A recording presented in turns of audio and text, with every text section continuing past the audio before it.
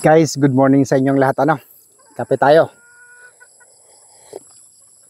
Andito tayo ngayon sa bundok, sa range area natin to check itong mga i-release natin ng mga 4 months old. Ayan.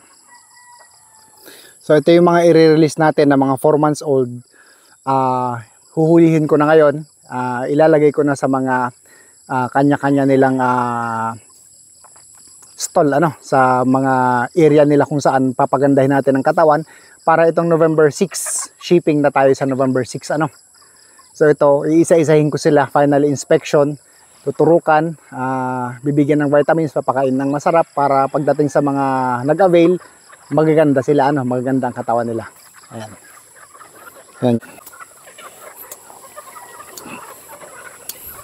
Mga 3/4 1/4 blood ito, mga 3/4 1/4 blood. 3/4 na bruise, 1/4 na hatch, either yellow-legged hatch, hammerfoot hatch, o mga blue face hatch natin. Ayan. So isang range area lang to, tatlong range area to. Ang iba naman, dadalhin natin sa expo, Ang iba dadalhin natin sa expo, ayan. So magaganda na sila.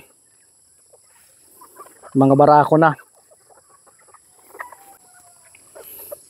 Ito yung mga sinadya akong breeding dapat na pang palugon ko.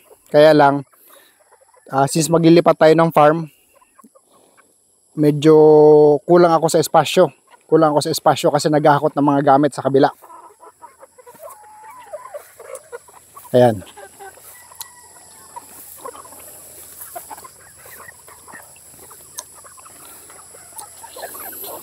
Ayan. So ang gaganda nila, Ang gaganda nila. So this December, January, magagamit na sa breeding itong mga babae na to.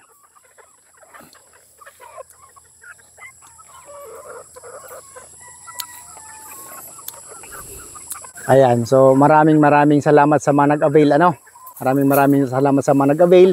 November 6 po ang shipping natin, or 7 to Manila.